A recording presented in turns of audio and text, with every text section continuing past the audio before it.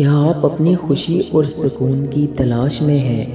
اور کیا آپ اللہ کی رحمت کے منتظر ہیں کہ اللہ کب آپ کے لیے اپنی خاص رحمت سے وہ بند دروازے کھولے گا جس کی آپ کب سے امید لگائے بیٹھے ہیں؟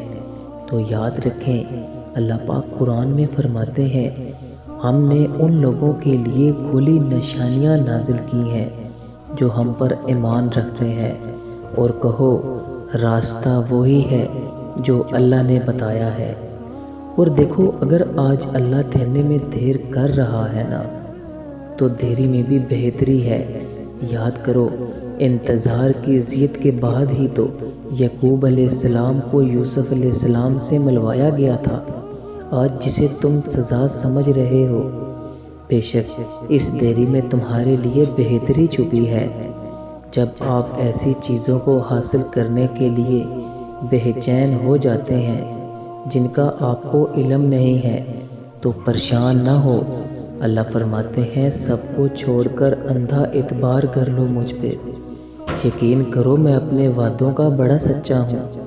اور بے شک اللہ تمہاری دعاؤں کا جواب ان ذریعوں سے دیتا ہے جو تمہارے لیے بہتر ہوتی ہیں، ان ذریعوں سے نہیں جنہیں تم بہتر سمجھتے ہو۔ بے شک تم نہیں جانتے لیکن اللہ جانتا ہے۔ دیکھو، اگر آج تم غور کرو تو تم کو اندازہ ہوگا کہ اس دنیا کی ظاہر حالی سے انسان کس قدر دھوکہ کھا رہا ہے۔ یاد کرو وہ حضرت نوح علیہ السلام کا قصہ، جب وہ دریا سے بہت دور کسی خشک مٹی والی جگہ پر اپنا جہاز تیار کر رہے تھے، تو اس وقت ان کے ارد گرد کے لوگوں کو مذاق لگنے لگا کہ حضرت نوح علیہ السلام یہ جو جہاز بنا رہے ہیں، کیا یہ جہاز اس مٹی پہ چل بھی سکے گا؟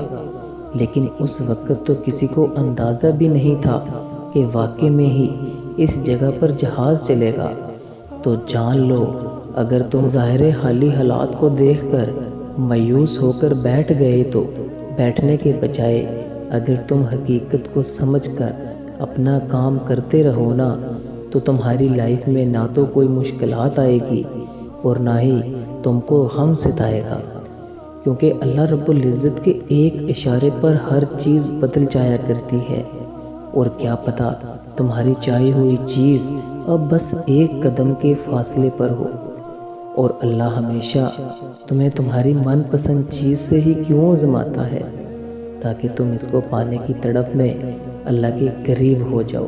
یقین رکھو، آپ کا صبر، آپ کے آنسو اور آپ کی تکلیف اللہ ضائع نہیں کرے گا۔ اپنے دل کو مضبوط رکھیں اور مایوس نہ ہوں، اللہ کے لیے ناممکن کچھ بھی نہیں۔ آپ نے جو صبر کیا ہے اس کا صلہ ہر حال میں ملے گا آپ کو۔ اور جان لو، اگر ساری دنیا مل کر بھی آپ کو مایوسی کی طرف دھکیلے، تب بھی اگر آپ اللہ پر کامل یقین رکھو تو اللہ تمہارے لیے غیب سے ناممکن کو ممکن اور رکاوٹ کو وسیلہ بنانے پر قادر ہے۔ آپ اس پر یقین رکھ کر تو دیکھیں، ایسا کچھ نہیں جو وہ بدل نہیں سکتا، اور ایسا کچھ نہیں جو وہ تمہیں دے نہیں سکتا۔ اگر وہ ایک راستہ بند کر دیتا ہے نا، تو اس کے بدلے 10 راستے کھول دیتا ہے۔ جب تمہیں تمام راستے بند نظر آئیں اور سب ناممکن لگنے لگے، تو یاد رکھنا کہ ایک راستہ ہے جو ہمیشہ کھلا رہتا ہے، اور وہ راستہ دعا کا راستہ ہے۔ اس راستے سے گزرنے والے ہمیشہ منزل تک پہنچ جاتے ہیں، کیونکہ لفظ ناممکن میں بھی اللہ نے یقین رکھنے والوں کے لیے ممکن کو عیاں رکھا ہے۔ تمہارے دل میں کسی چیز کے لیے دعا کا خیال آنا اور تمہارے ہاتھوں کا دعا میں اٹھنا اس بات کی نشانی ہے کہ اللہ تمہیں نوازنا چاہتا ہے، اور دعا مانگ کر یہ نہیں سوچا کرتے کہ قبول ہوگی یا نہیں، بلکہ یقین رکھتے ہیں کہ اللہ ہر چیز پر قادر ہے۔ اگر اللہ آپ کو انتظار کروا رہا ہے تو تیار رہو اس سے زیادہ حاصل کرنے کے لیے جو آپ نے اللہ سے مانگا ہے۔ اور ایک بات ہمیشہ یاد رکھنا، ایسا نہیں کہ وہ کچھ بدل نہیں سکتا، اور ایسا کچھ نہیں جو وہ تمہیں دے نہیں سکتا۔ اگر وہ ایک راستہ بند کر دیتا ہے تو یقین کرو اس کے بدلے 10 راستے کھول بھی دیتا ہے۔ اگر پہلا سجدہ اللہ کی چاہت کا کرو گے نا تو دوسرے سجدے میں اللہ تمہیں تمہاری من چاہی چیز سے نوازے گا۔